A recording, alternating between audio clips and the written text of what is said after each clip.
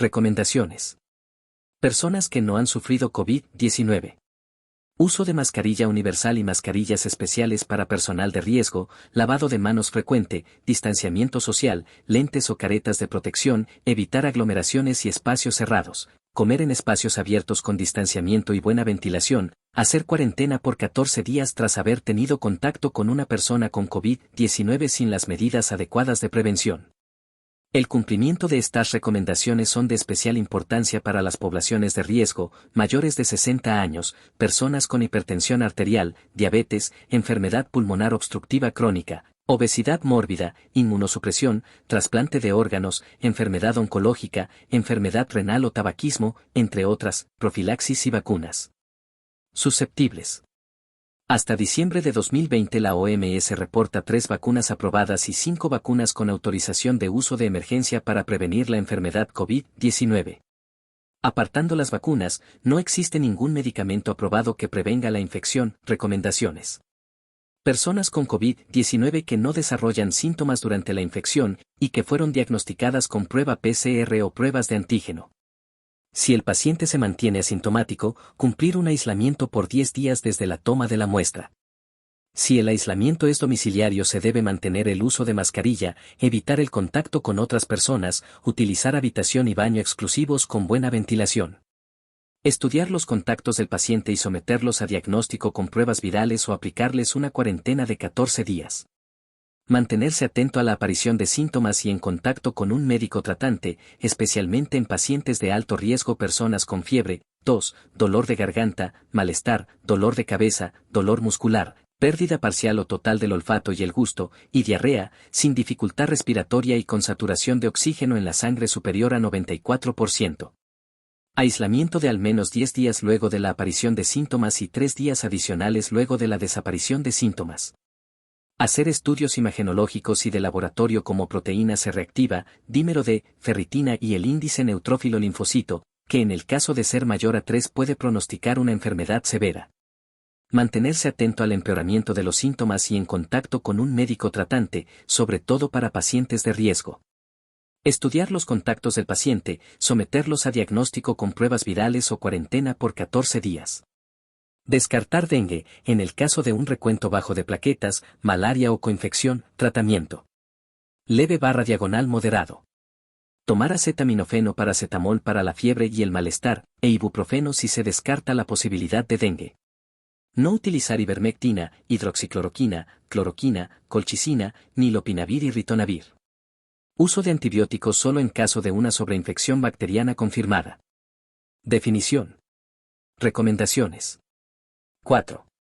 Personas con COVID-19 con saturación de oxígeno en la sangre menor a 94%, más de 30 respiraciones por minuto en adultos, infiltrados pulmonares superiores a 50% o menos de 300 mmHg de relación entre la presión parcial de oxígeno y la fracción inspiratoria de oxígeno, PaO2/FiO2. Hospitalización en un área de aislamiento con mascarilla quirúrgica. Realizar pruebas de laboratorio de hematología, química y gasometría arterial. Revisar la elevación de la proteína C reactiva, dímero de ferritina y el índice neutrófilo linfocito mayor a 3. Realizar radiografía de tórax, tomografía o ecosonograma pulmonar y electrocardiograma. Mantener un aislamiento de 15 a 20 días. Tratamiento. Severo. Posibles aerosoles. Administrar 6 mg diarios de dexametasona de 7 a 10 días, 200 mg de remdesivir endovenoso el primer día y 100 mg diarios del segundo al quinto día. Antibióticos en caso de sepsis, shock séptico o evidencia de sobreinfección bacteriana. Administrar heparina no fraccionada o heparina de bajo peso molecular para la prevención o tratamiento de eventos trombóticos.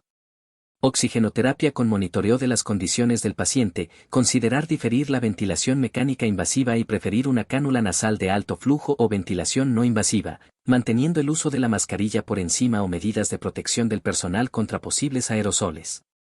Administrar 6 mg diarios de dexametasona de 7 a 10 días, 200 mg de remdesivir endovenoso el primer día y 100 mg diarios del segundo al quinto día. Antibióticos en caso de sepsis, shock séptico o evidencia de sobreinfección bacteriana. Administrar heparina no fraccionada o heparina de bajo peso molecular para la prevención o tratamiento de eventos trombóticos. Definición. Recomendaciones. 5. Pacientes que requieren ventilación mecánica, con shock séptico, fallas en múltiples órganos y bajo tratamiento vasopresor. Aplicar oxigenoterapia. En el caso de shock séptico o de tormenta de citoquinas, preferir el uso de cristaloides en caso de resucitación hídrica, considerar primero la norepinefrina como vasopresor, el uso de esteroides como hidrocortisona, con 200 mg al día, y evitar el uso de albúmina y dopamina. Aplicar antibióticos en caso de sobreinfección bacteriana, sepsis, shock séptico o documentación microbiológica en cultivos. Considerar el uso de heparina de bajo peso molecular o heparina no fraccionada en dosis de anticoagulación. No se recomienda rutinariamente tocilizumab ante la ausencia de suficiente evidencia científica. El uso de remdesivir en pacientes con cánula nasal de alto flujo, ventilación no invasiva o invasiva, u oxigenación por membrana extracorpórea no ha mostrado beneficios. Crítico. Evidencia científica. El uso de remdesivir en pacientes con cánula nasal de alto flujo, ventilación no invasiva o invasiva, u oxigenación por membrana extracorpórea no ha mostrado beneficios. Hospitalización en unidades de cuidados intensivos. Mantener las medidas de higiene y protección del personal de salud durante procedimientos de alta exposición a aerosoles como intubación o extubación endotraqueal, lavado bronquioalveolar, succión abierta de secreciones, nebulizaciones, manipulación de cánula nasal de alto flujo, ventilación manual, ventilación no invasiva, traqueostomía, reanimación cardiopulmonar, biopsia pulmonar. Mantener el uso de mascarilla o respirador N95 en el paciente. Evaluar la necesidad de poner al paciente en decúbito prono, tendido boca abajo, con la cabeza de lado para mejorar su respiración. Descartar la presencia de disfunción o falla por miocarditis, embolismo pulmonar, sepsis bacteriana o micótica, shock hipovolémico por hemorragia gastrointestinal, cardiogénico de origen isquémico agudo, o por insuficiencia suprarrenal. Dexametasona, esteroides, recomienda para pacientes severos y críticos en oxigenoterapia con cánula nasal de alto flujo, ventilación no invasiva o invasiva, u oxigenación por membrana extracorpórea. No se recomienda en pacientes asintomáticos, leves o moderados, hiperglicemia, hipernatremia, leucocitosis, efectos psiquiátricos, necrosis avascular. El uso prolongado de esteroides genera mayor riesgo de infecciones latentes como hepatitis B, herpesvirus, tuberculosis, estrongiloidiasis e infecciones secundarias como la aspergilosis. En casos no severos puede aumentar la mortalidad. Aplicar 6 mg diarios por 7 a 10 días. Como alternativa pueden aplicarse 150 mg diarios de hidrocortisona, 40 mg diarios de prednisona o 32 mg diarios de prednisolona.